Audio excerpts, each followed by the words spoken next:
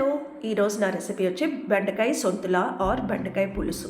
మీ ఊళ్ళో ఏమంటారో ఖచ్చితంగా కమెంట్ చేసి చెప్పండి. కావాల్సిన పదార్థాలు: చింతపండు, చిన్న లెమన్ సైజ్ అంతా, బెండకాయలు, పొడుగ్గా కోసుకున్న ఉల్లిపాయలు, దీన్ని నా మ్యాజిక్ బాక్స్ అంటానండి, మన పోపుల డబ్బాని, హీంగ్, ఇంకా ఇవి ముల్లంగి ఇంకా ఉద్దిపప్పుతో పెట్టిన వడియాలండి. దీని రెసిపీ కూడా ఖచ్చితంగా నేను షేర్ చేస్తాను.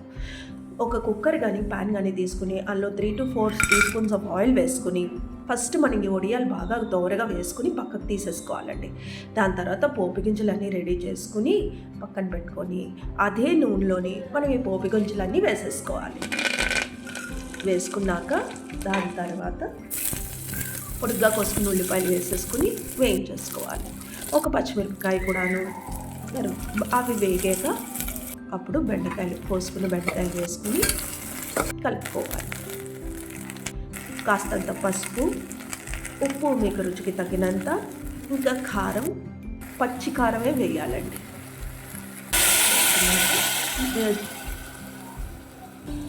చింతపండు పులుసు వేసేసుకోవాలి. దాని తర్వాత కాస్త నీళ్ళు వేసుకుని మూత పెట్టి ఉడకనివ్వాలి.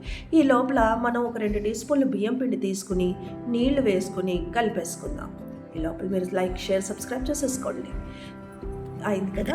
ఇప్పుడు చూడండి, బాగా ఉడికాయి కదా. ఉడకని మనం వేపుకున్న వడియాలు వేసేసుకుని వాటిని ఉడకనివ్వాలి కాసేపు. దాని తర్వాత కాస్త బెల్లం, ఈ బియ్యం నీళ్ళు లాస్ట్లో వేసుకుని ఒక 2 సెకండ్లు ఉడికిచ్చాక మనం స్టవ్ ఆఫ్ చేసుకుని ఇలాగా వేడి సొంతులా కానీ బెండకాయల పులుసు సర్వ్ చేసుకోండి. కొంచెం కొత్తిమీర చల్లుకొని. Like, share and subscribe. Pinky ఆంధ్రలో. Thank you. బాయ్.